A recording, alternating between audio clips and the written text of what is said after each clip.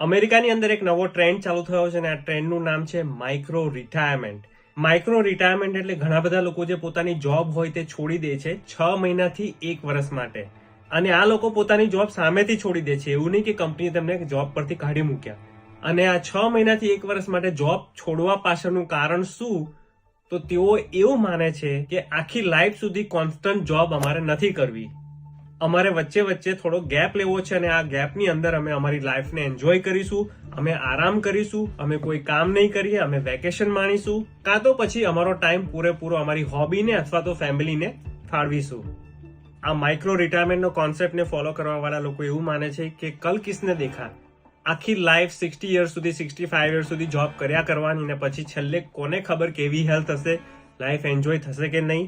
પણ બેટર કે અત્યારે વચ્ચે વચ્ચે ટાઈમ કાઢીને જ્યારે સમય મળે ત્યારે 6 મહિનાની બ્રેક લઈને લાઈફને એન્જોય કરી લેવી છે લોકોને.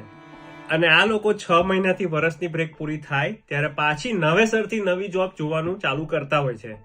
આઈ ડોન્ટ નો કે તેમને નવી જોબ ઇઝીલી મળતી હશે કે નહીં મળતી હોય આટલા બધા ગેપ પછી. અને ગેપ પડવાનું રીઝન શું આપતા હશે તેઓ, અને જે કંપની વાળા હાયર કરવા માંગતા હશે તે શું આ બધા રીઝનને એક્સેપ્ટ કરી શકશે?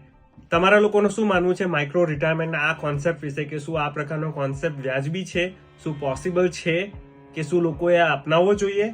શું તમને મોકો મળે તો શું તમે માઇક્રો રિટાયરમેન્ટ કરીને 6 મહિનાથી 1 વર્ષની ગેપ શું તમે તમારી જોબ પર પાડી શકો? તમારા વિચારો કોમેન્ટમાં જરૂરથી જણાવજો.